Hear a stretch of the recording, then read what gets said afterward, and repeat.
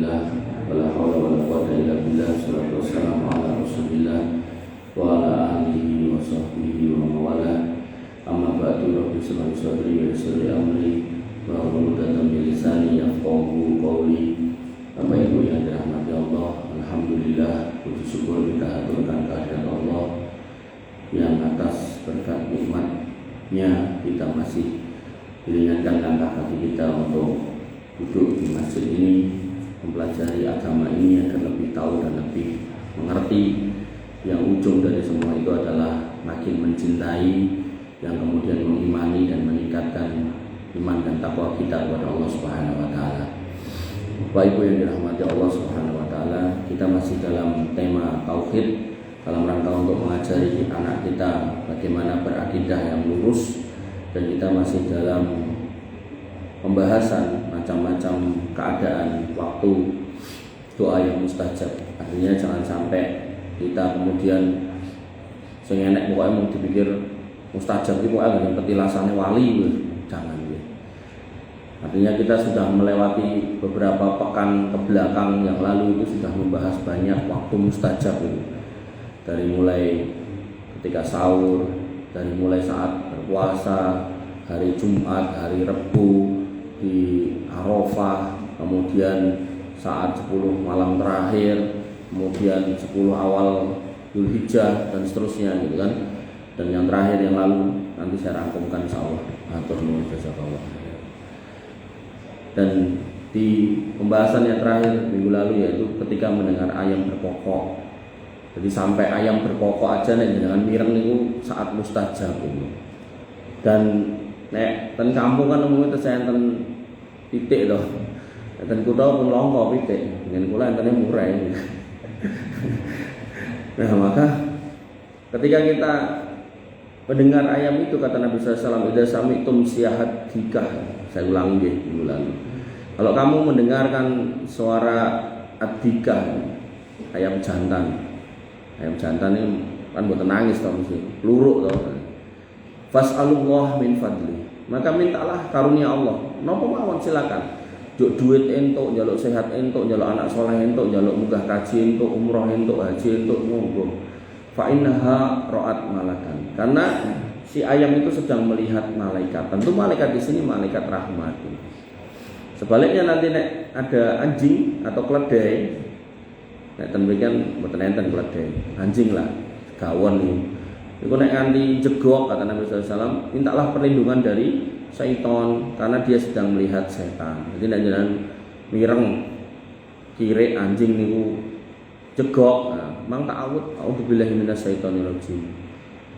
Lho kok dadak ta'awud? Lah nek ra dita'awudi mungkin setane mampir teng omahe jenengan pripun. Karena di dalam Al-Qur'an jelas dikatakan inna kaidas syaiton kana dhaifa. Yang namanya setan itu lemah. Jenengan ta'awudi kanthi iman minggat, lunga. Bahkan setan itu jenengan nek ningali film-film horor kan iso nembus tembok gitu. Tapi di dalam hadis enggak.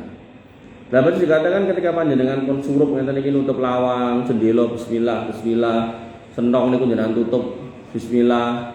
Terus napa? Yen daharan niku jenengan tutup bismillah. Kabeh nganggo bismillah. Setan niku aja mlebu omah jenengan ra sida terus ngomong karo kancane, waduh bengi iki ra enek nggonku turu, ra enek panganan sing dipangan. Tapi nek jenengan mboten nutupi niku ngangge bismillah, lawang dijeblak, jendela dijeblak gitu kan. Terus kabeh sentong-sentong dibuka gitu kan.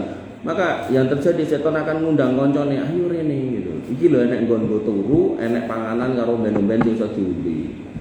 Loh, tapi kok pangananku ra kelong, ngomongin di panganan setan, maka yang diambil keberkahannya, bukan zatnya. Walaupun mungkin bisa jadi zatnya ya bisa gitu. Makanya dalam bab ini bab ghaib yang harus kemudian dibahas dengan dalil, bukan kemudian cerita gitu. Maka dalam konteks ayam niku kan makanya kalau panjenengan remen ngentosi wedal-wedal ingkang mustajab, khususnya nek enjing nika. Mboten klentu nek jenengan minggu pitik iki. Nek ampun ayam ketawa kluruk terus. Pitik yang standar mawon sing biasa niku. Nah, maka biasanya memang jam-jam kali, setengah kali kluruk. Dan itu cocok dengan hadis ketika Nabi SAW mengatakan di sepertiga malam terakhir Allah turun ke langit dunia melihat mana hambanya yang minta akan diberi, minta ampun akan diampunkan dan seterusnya. Maka ketika Allah turun diiringi oleh para malaikat. Nah, para malaikat ditingali kali ayam nih peluru. Nah, berarti ini alarm alamiah saking Gusti Allah yang jenengan rasane kok ke baterai ning yo makani gitu kan. Nah, maka bisa menjadi saat dimana jenengan gek ndang ngecake butuh. Ngecake butuh pripun? Ya nyuwun kali Gusti Allah.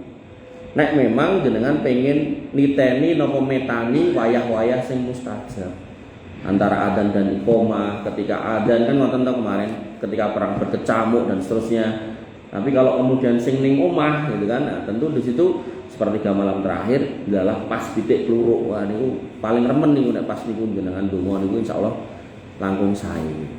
Bapak Ibu yang dirahmati oleh Allah Subhanahu wa taala, lajeng termasuk doa-doa yang insya Allah akan dikabulkan adalah ketika diiringi dengan istighfarnya Nabi Yunus alaihi salam. Istighfar Nabi Yunus pripun? Pak. Pripun? Beres. Jadi Nabi Yunus niku dakwah.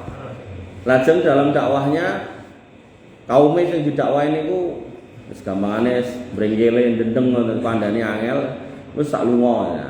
Begitu lunga kemudian kedah nyebrang lautan derek piyai kang nitih prau. Nah ten niku praune oling. Nah kesepakatane mereka kudu enten sing dibuak gitu. Duncalke kajenge mboten oling. Nah ning mboten semena-mena buding kowe ngono mboten. Diundi kajenge adil. Lah kok ndelalah beberapa kali undian Nabi Yunus niku medal namine. Akhirnya gelem ra gelem diuncal. Dimploklah kali iwak paus niku. Dan Allah mengatakan kalau bukan karena dia termasuk orang-orang yang bertasbih. Laula annahu minal musabbihin, kalau dia bukan orang-orang yang bertasbih gitu kan. Maka akan kami biarkan dia di perut ikan itu sampai hari kiamat. Makanya ayat itu oleh sebagian ulama dimaknai atau ditafsirkan nek ikan sing ngelek Nabi Nuh niku tesenten sampai hari ini. Makanya dalam dunia perikanan niku enten namine paus sperm whale, paus sperma yang gede banget. Jadi cara kapale sak buku niki, pausnya sak meja niki. Jadi kapalnya sok kalu pemeneh wonge ten mriki gitu. Sehingga dia hanya tinggal di bawah di laut yang paling dalam. Nah, dasar laut yang paling dalam yang gelap. Nah, maka Nabi Nuh sadar kalau beliau itu salah. Karena seorang nabi harusnya nggak boleh menyerah. Tapi kan nabi ya menungso toh Pak. Kadang andane wong angel gitu kan. Akhirnya yos gitu. Tapi kemudian beliau tiap saat beliau mengatakan la ilaha illa anta subhanaka inni kuntu minadz dzalimin. Niku tok terus itu. Dan karena saking gedene niku paus, jadi beliau yo iso nyempil di antara ruangan di dalam perut ikan paus itu tanpa coro mesin selep tanpa tergiling oleh lambungnya gitu. Nek iwake cilik kan genah kados ngapunten piyai-piyai yang kelek kula niku lho. Genah langsung makset terus ora iso ambekan. Saking gedene gitu. Saking gedene jadi masih bisa nyempil ke sebelah sini atau sebelah situ. Walau sebelah mana yang jelas beliau masih hidup di situ dan tiap hari la ilaha illa anta subhanaka inni kuntu minadz dzalimin. Itu tok diucapke. Maka Nabi SAW mengatakan terkait hal itu dakwatu Dhunnun, jadi gelar atau nama lain dari Nabi Yunus adalah Dhunnun. Idda'a biha wa huwa fi batnil haut, yaitu ketika dia berdoa di dalam perut ikan, yaitu la ilaha illa anta subhanaka inni kuntu minadz dzalimin lam yada' biha rajulun muslim fi syai' qattun illa istajaballahu lahu. Maka kalau panjenengan donga terus dibarengi kali tasbih niku wau, kata Nabi SAW, wis dongane genah kabul. Itu kata Nabi. Pramila ngapunten kula nek enten wedal biasanya bar pengawasan terus enten wedal donga itu yuk kita doa bareng gitu. Ini biasanya di tengah-tengah niku kula bolan-baleni. Jadi bar misal napa nyuwun surga, Allahumma inni as'alukal jannah wa ma qaraba ilaiha min qauli wa amal wa na'udzubika minan nar wa ma qaraba ilaiha min qauli wa amal. Nah terus kula tak kayak ini la ilaha illa anta subhanaka inni kuntu minadz dzalimin wa illam taghfir lana wa tarhamna lanakunanna minal khosirin. Mungkin nek wong mireng bulan baleni rampung-rampung. Tapi pripun? 40 kali. 40 kali. Ten mriki mboten enten niku. Nggih. Kula dereng nate maos sing 40 kali. Nah, maka sebenarnya ketika saya ulang-ulang ini kan ternyata nih ben donga sadurunge niku kabul ngoten. Tapi kan enten piyai mboten mudeng terus akhirnya iku dongane suwe menah. Malah parah melih niku kula waos pas nawa tarweh terus kunut ya to. Nggih enten ngoten niku terus amin wis. Rumangsa kesuwen gitu. Padahal maksud saya itu mewakili panjenengan berdoa jenengan tinggal ngaminke lah mugi-mugi diijabahi ngoten lho. Termasuk donga napa pas jenengan sujud niku jenengan suweke mboten napa karena memang saat paling dekat Allah dengan hamba itu bahwa sajid ketika dia sujud ketika panjenengan sujud dan itu konteksnya nggih salat-salat yang memungkinkan jenengan sujud lama. Misal imame salatnya sujudnya lama nggih jenengan mang tambahi donga sak kersane jenengan setelah baca doa sujud nggih. Tapi nek jenengan salat sunah ya bebas, silakan. Pramila ngapunten, umpami panjenengan masuk masjid gitu kan. Niku kan sudah antara adzan dan iqamah, itu waktu mustajab pertama gitu kan. Nah, kok delalah jenengan salat sunah. Ning nggon salat sunah niku jenengan sujud terus donga gitu kan. Maka 2 kali mustajab. Yaitu antara adzan dan iqamah terus posisi sujud 2 kali mustajab. Delalah misal meleh niku dina Jumat lho ping 3 mustajabe. Delalah meleh mboten Jumat. Ya Jumat lah iso. Ning pas Jumat niku jenengan poso misal ayam mobil ping 4 berarti mustajabe. Delalah misal jenengan ping 5 bar diapusi kancane jenengan terdolimi lho. Mustajab ping 5. Makane seorang yang beriman, seorang muslim ketika sudah ngaji niku mesti niteni lho. Iki aku posisi ning mustajab sisih ndi tambah ndi ngoten lho. Jadi itu menunjukkan bahwasanya kita itu punya ilmu dan beramal atau berdoa dengan cerdas gitu. Sehingga harapannya kabul ngoten nggih Pak. Makane kula nate nyobi iki mung cerita itu. Kula nyobi pas sujud salat sunah niku antara adzan dan iqamah niku. Kula nyobi yang intine pokoke dongane njaluk munggah haji niku semi 2 hari atau 3 hari yang lalu. Enten rencang nang Mekah niku WA kula. Pokoke ngejak munggah haji tahun ngarep itu. Terus nene wae kok tak ewangi ngene. Oh to. Tapi itu sebuah cerita, artinya bisa kejadian bisa enggak itu. Paling enggak itu umpama sebuah urutan ini kan sebuah urutan proses untuk menuju ke sana gitu. Soal mengke sios mboten kan terserah Allah gitu. Cuma maksud saya itu jenengan harus kemudian niteni itu. Justru jangan kemudian niteni golek kuburan aneh-aneh itu wae. Saestu. Ane kula sedih niku ten Solo kok rong suwe nganti kepek niku. Napa niku? Ning mangkat haul niku. Nah, itu kan menunjukkan bahwasanya dakwah tauhid itu memang masih perlu digalakkan, perlu disampaikan karena banyak umat yang belum paham. Dan kalau panjenengan cermati spanduknya itu kan haul yang ke-100 sekian. Ini menunjukkan baru ada 100 sekian tahun yang lalu. Sadurunge ra enek gitu. Parah meleh enten sing baru 12 tahun, ada yang kemudian baru 5 tahun, 6 tahun. Berarti kan ini ibadah yang dienek-enek, yang sebelumnya enggak pernah enek itu. Ngoten.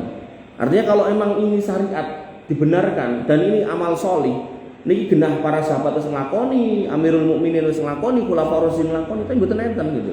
Mboten enten gitu. Satu riwayat pun enggak ada gitu. Makanya harus kita pahami Islam yang benar yang mana sih? Yang dibawa oleh para sahabat yang diikuti dengan tabi'un tabi'in atau kemudian yang dibawa oleh mereka yang ngaku cucu Nabi tapi kemudian baru 100 tahun yang lalu atau 200 tahun yang lalu, yang mana gitu kan. Tentu kalau kita mau jujur ya yang dibawa oleh para sahabat lah. Gak ada satu riwayat pun Abu Bakar niku ngeneke haul Nabi dan mereka mboten enten. Umar ugi mekaten, Utsman ugi mekaten, Ali apa meleh gitu kan. Maka yang harus kita pahami ya agama itu kita kembalikan kepada sumbernya. Makanya Imam Malik niku nate nduding kuburan Nabi, ten Jawa kan wong nduding kuburan niku tangane kiting ngoten to niku khurafat. Dan iki Imam Malik malah nduding kuburan Nabi itu ngomong, hanya dia yang di dalam kubur ini. Yang omongannya boleh diikuti. Sisanya harus kita timbang benar dan salah menggunakan parameter dia yang di dalam kubur ini. Ini kan Rasul gitu. Dan kemudian dalam kesempatan yang lain, Imam Malik pun mengatakan bahwasanya barang siapa yang melakukan sesuatu yang nggak pernah dicontohkan oleh Nabi, dia seolah-olah sedang ngomong kepada nabinya bahwasanya ya Rasul agama yang jenengan beton itu dari komplit, pulau komplit ya, gitu loh. Makanya Allah tegaskan dalam niku al yauma akmaltu lakum dinakum wa atmamtu alaikum nikmati wa raditu lakumul Islam madina. Dan ketika ayat itu turun, para sahabat nangis. Ayat itu menunjukkan atau membunyikan atau menyatakan bahwasanya agama ini sudah sempurna. Sudah tak cukup ke iki wae, ora usah mbok tambah, ora usah mbok kelong iki wae gitu kan. Dan begitu ayat itu turun, para sahabat nangis. Kenapa? Ini ayat menunjukkan risalah itu koyo-koyo memang wis udah di ujung, udah mau selesai. Dan benar begitu setelah turun ayat tentang riba dan seterusnya, beliau SAW wafat gitu. Dan itu menjadi hari yang penuh kesedihan buat kaum muslimin gitu. Makanya ketika kita melihat beliau-beliau saudara-saudara kita kaum muslimin yang melakukan hal-hal seperti itu, ya sedih aja. Kenapa harus kemudian kuburan dan kenapa harus di situ? Kenapa nggak kuburan Nabi? Artinya kalau emang ngomong ke harusnya kan kuburan Nabi, ngomong ke contoh. Faktanya di sana juga nggak dilakukan. Dan orang yang nggak melakukan ya baik-baik aja. Gitu. Dan parah lagi ini bu, kenapa kok iso rame? Gitu. Di medsos ini kan iklannya kan mengerikan. Iklannya itu sampai dikatakan bahwasanya kenapa haul di Solo itu penting? Gitu. Karena ada dua kalimat. Satu, karena Nabi hadir di situ. Coba. Karena Nabi hadir di situ. Dan ketika kita ngomongkan bab telaga Al-Kausar, jadi semua nabi nanti akan punya telaga. Telaga Nabi itu telaga Al-Kausar, dinamakan Al-Kausar karena sungainya, hulunya itu sungai di surga, itu sungainya itu namanya Al-Kausar. Mungkin ujungnya dan telogo Al-Kausar, jadi setelah kubur, kemudian mahsyar, hisab, mizan, kemudian syafaat, telogo. Nah, bar telogo niki sirot, bar sirot kontoroh, ngarepe kontoroh niku pintu surga. Lah ngisore sirot niku neraka. Lah di telaga ini ketika wong wis megap-megap kepanasan gara-gara matahari dicedhakke 1 mil, mereka semua ngumpul di telaganya masing-masing nabinya.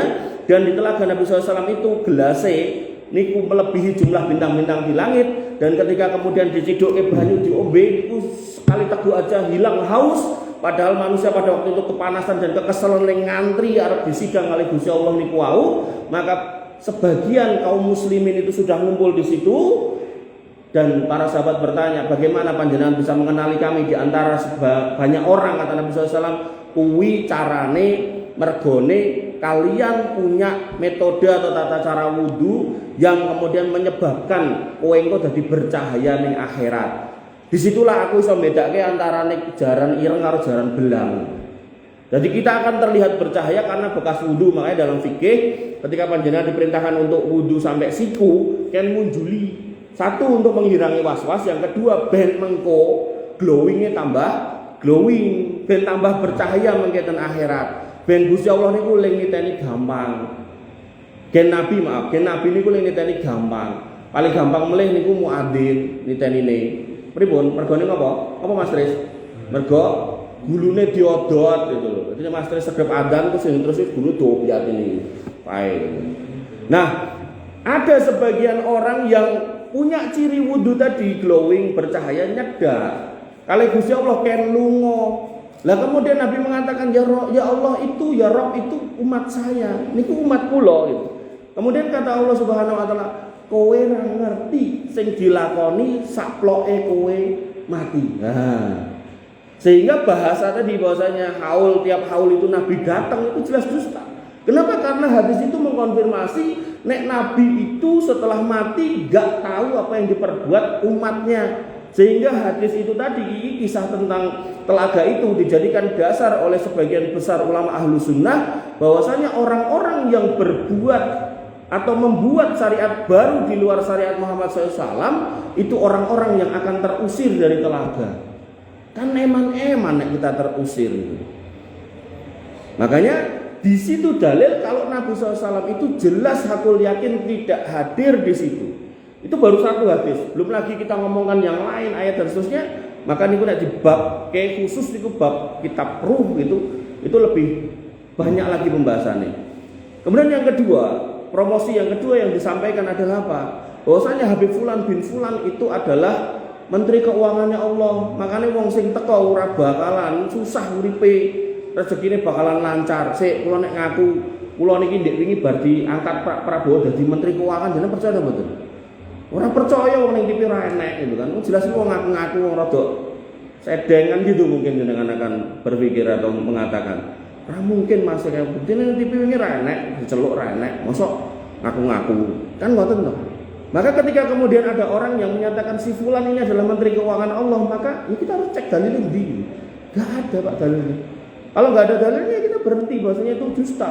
Makanya ketika Nabi mengatakan man kadzdzaba alayya muta'ammidan falyatabawa maq'adahu minan nar, siapa yang kemudian berani berdusta atas namaku Muhammad, maka siap-siap duduk di neraka. Lah kok ini ngapusinnya nggak cuma atas nama Nabi, ngapusinnya atas nama Allah. Makanya Nabi itu punya cincin ini ku enten tulisannya Muhammad Rasulullah. Zaman biyen niku nggih stempel, nggih cap. Nah, sebagian ulama niku melarang umat setelahnya gawe cincin ngoten niku. Kenapa? Karena itu benar-benar stempel legalisasi dari Nabi SAW. Jadi gak boleh kita bikin cincin seperti sebagian ulama melarang, walaupun sebagian ulama membolehkan. Ini menunjukkan bahwasanya mencopot nama Nabi itu gak boleh. Aku ngomongin nama Nabi itu jenengan ngomong apa? Aku sih ngomong Pak Lurah. Lurah ra ngomong jenengan malah dilaporkan polisi kali Lurah. Nah, maka hal-hal seperti ini harus kita pikirkan mendalam. Jadi jangan cuman apa istilahnya? Jangan cuman melu-melu gitu.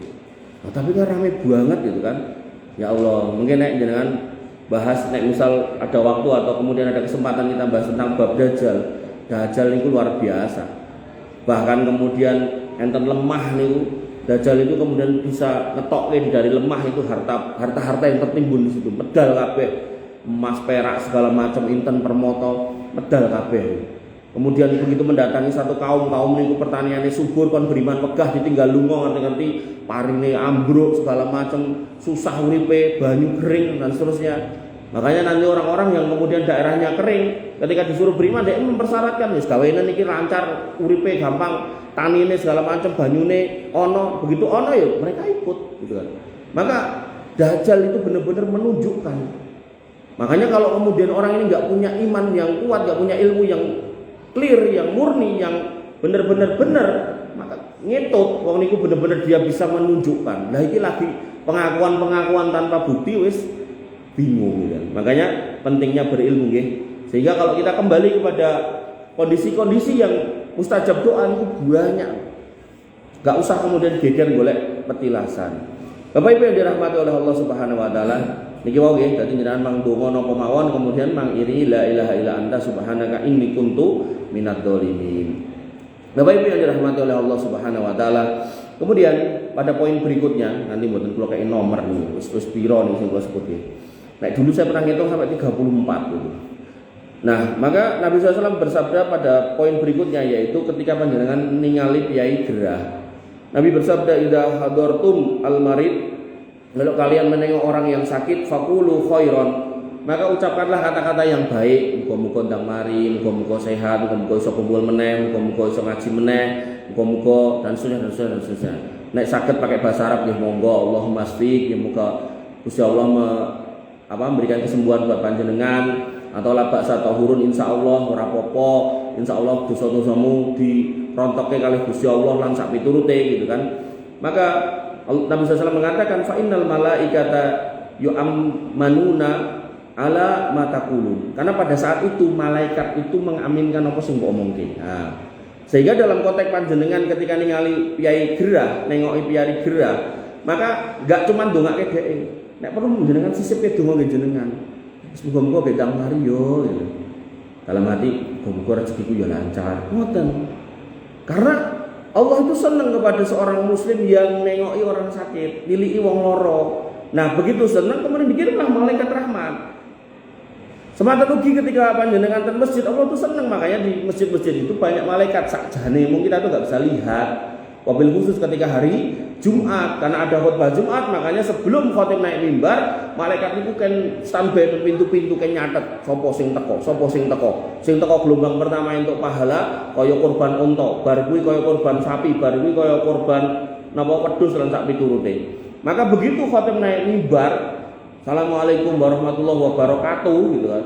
Nah niku pun salam niku terus do ditutup kabeh bukune, lajeng derek lenggah mirengaken khutbah Jumat. Kok ora krasa nek malaikat sing lingguh niku barang gaib, dadi mboten usah ditakokke gitu kan. Ning endi lingguhe kaya ngopo, sebelah sapa mboten usah ditanglepi. Monggo. Bapak Ibu yang dirahmati oleh Allah Subhanahu wa taala. Kemudian Ummul Mukminin Ummu Salamah radhiyallahu an berkata, qalat falamma mata Abu Salamah. Ketika Abu Salamah meninggal, ataitu Rasulullah sallallahu alaihi wasallam faqultu. Maka Aku mendatangi Nabi SAW dan aku berkata kepada beliau, Inna Abu Salamah qad mata. Bojoku sing jenenge Abu Salamah, ingkang naminipun Abu Salamah bar sedo, tampun sedo wahai Nabi. Faqala li, kemudian Nabi SAW mengatakan kepadaku, kuli, ucapno, Allahumma firli walahu. Ya Allah, ampunilah aku dan dia, suamiku tadi. Kemudian wa aqabni minhu uqban hasanatan, dan berikanlah aku balasan dan juga dia dengan balasan yang terbaik. Qalat, maka qultu fa'aqabani Allah man huwa khairun li minhu. Maka ketika aku meminta balasan yang lebih baik tadi, maka Allah kemudian membalas aku dengan balasan yang lebih baik daripada suamiku Abu Salamah. Jadi maksudnya dijoli garwa sing langkung sae ngoten. Nggih menika sinten Muhammad dan sallallahu alaihi wasallam. Nggih menika Kanjeng Nabi Muhammad sallallahu alaihi wasallam. Pramila dalam bab doa niku enten doa ketika panjenengan terkena musibah, itu termasuk saat di mana panjenengan bisa berdoa dan doanya mustajab. Doanya tadi bisa menyontoh yang ini atau doa yang lain. Doa yang lain niku napa? Allahumma ajurni fi musibati wa khluf li khairam minha. Ya Allah, paringi kula ganjaran atas musibah niki dan manggentos dengan penggantian yang lebih baik. Nah, dari penggantian yang lebih baik itulah kemudian waktu Ummu Salamah niki ndonga niku mboten kersa, karena Ummu Salamah sudah ngobrol sama Abu Salamah dan Ummu Salamah sudah dibilang sama Abu Salamah, nek kowe pengen petok aku ning surga, aja kawin meneh gitu. Nah, ternyata Nabi ngajari donga niku sakjane Ummu Salamah mboten kersa. Tapi begitu kemudian dikengken melih pada instruksi yang kesekian, alam apa yang kedua apa yang ketiga, Ummu Salamah ya pakai nek mboten manut. Wong tabiat orang beriman niku kalau diperintah Allah dan Rasulnya gendang gage-gage, gendang cepet gitu kan. Maka kemudian berdoa niku dan gak lama dari situ dilamar oleh Nabi SAW. Dan ketika Nabi yang ngelamar, maka ya Ummu Salamah gak berani kemudian mengatakan nek Nabi itu gak lebih baik daripada Abu Salamah. Kaum muslimin sepakat orang terbaik di muka bumi adalah Nabi Muhammad SAW itu. Otomatis ya selamat tinggal Abu Salamah. Nah, maka saya pernah mempraktekkan itu juga. Jadi nggak tahu saya apa pernah cerita tentang ini. Jadi saya punya santri, itu zaman melu kula teng Jakarta ngilangnya motor, saniki melu teng Solo. Kula kan ngaji teng salah satu tempat ngaji. Begitu mulih niku jane ya jarak saking omah teng tempat ngaji niku jane mung 10 menit lho. Ngono kuwi jenenge cah enom lho. Ya-yaan. Jadi begitu lampu merah ngoten niku kaya napa motor GP no, begitu abang, kuning, hijau langsung digas, bung gitu kan. Dilalah ten perapatan Pasar Kembang, bar Pasar Kembang niku kan ajeng Pasar Kembang niku kan peteng niku. Peteng buas buanter niku. Akhirnya yang terjadi yang gang niku medal ibu-ibu umur 53 tahun. Numpak Scoopy napa-napa. Tenggel langsung mboten saged hindar. Diel. Drisine dhek putul telu, drisine buke niku putul telu. Gen santri kula niku putul siji, buke niku putul telu. Terus ya otomatis motornya ambiar gitu. Dilalah kula motor niku kurang jane, karena kan santrine kathah iki santri sing kuyah niku kula kei motor. Kei dalam artian kaya nganggo mboten kan ngepek ngoten mboten. Nah, dalah kurang. Ya wis. Ketika kurang kita mau beli ora ndedit, carane nggih ndonga. Ya akhirnya kemudian saya mencoba untuk berdoa menggunakan doanya Ummu Salamah tadi. Allahumma ajurni fi musibati wa khluf li khairam minha. Ya Allah, paringi saya pahala atas musibah itu dan manggentos. Seminggu dari situ, nggak nyampe 2 minggu, mungkin seminggu lebih dikit gitu. Nah, ada rezeki. Saya ngajak istri saya, ayo neng dealer, mau tuku motor lah gitu. Dan milihlah dia. Nah, begitu milih satu, milih neh, neh. Terus rampung milih loro, kula kan milih meneh gitu. Meneh gitu. Nah, milih telu gitu. Begitu DR milih sing kepapat wis telu wae. Ora cukup gitu. Akhirnya dapat ijol Pak Bu 3 gitu kan. Dan baru dan cash orang utang ora kredit ya. Artinya cobi mang prakteknya. Nah, tinggal nanti wasilahnya itu Allah akan bisiki jenengan diberikan ilham. Oh, wasilahnya dodol iki, nglakoni iki atau kerja iki atau duwe kerjaan iki atau proyek iki atau nopo lah gitu kan. Nah, nanti dengan berdoa itu kemudian nopo sing diilhamkan itu akan netes ngoten lho urutane. Mboten terus nek ndonga terus dite ceblok ke langit nggih mboten gitu. Artinya orang-orang yang kemudian meminta kepada Allah, Allah akan kemudian berikan ilham, berikan kemudahan untuk berpikir supaya kemudian kreatif, piye meh ngopo, ngakoni opo yang kemudian itu akan menghasilkan, dan insya Allah hakul yakin halalan thayyibah. Jadi kemudian ampun nek bar ndonga terus pikirannya wah berarti nyolong nikan tanggane mboten gitu kan. Jadi benar-benar itu satu kondisi yang beberapa kali saya buktikan. Pramila saestu mboten usah geger golek petilasane sinten-sinten, apa yang kemudian sudah kita pelajari itu jenengan coba rangkai, jenengan coba rangkum, nek jenengan iso mlumpukke saat-saat mustajab itu nganti 5 luwih dalam satu waktu, insyaallah wis to. Jenengan ndonga napa wae insyaallah kabul. Ning nggih niku syaraté. Napa? Kata Nabi sallallahu alaihi wasallam, "Wa mat'amuhu haramun wa malbasuhu haramun wa masrabuhu haramun," niku diadoi. Makanan haram, minuman haram, pakaian haram, wa ghudhiya bil harami, kerjonan haram niku didoi. Ampun dicedhaki. Maka kalau kemudian jenengan wis ndonga nglumpuk-nglumpuk wis golek nggon sing mustajab, waktu mustajab, wong-wong sing mustajab wis diparani dijaluki donga kok ya jek ra kabul. Nah, cobi mengevaluasi aja cek mangan-manganan haram, aja cek minum-minuman haram, aja cek nganggo pakaian haram atau kerja ning kerjaan haram. Saya sampai contohkan di beberapa masjid itu, ngapunten nggih, kerja security niku halal napa mboten, boleh apa enggak? Boleh. Tapi nek security ning diskotik ya haram. Security ning nggon tempat perjudian ya haram. Ngoten nggih. Jadi haram niku enggak kudu terus dadi maling, enggak kudu terus dadi koruptor mboten. Kadang kerjaan haram ning kemudian di tempat kerjaan halal tapi kemudian di tempat-tempat haram yang menjadikan haram. Semanten ugi ketika niki banyu putih niki halal. Ning nek entuk iso golek nyolong ya jadi haram gitu. Artinya haram enggak selalu anggur putih gitu loh. Banyu putih tapi nek nyolong nggih haram.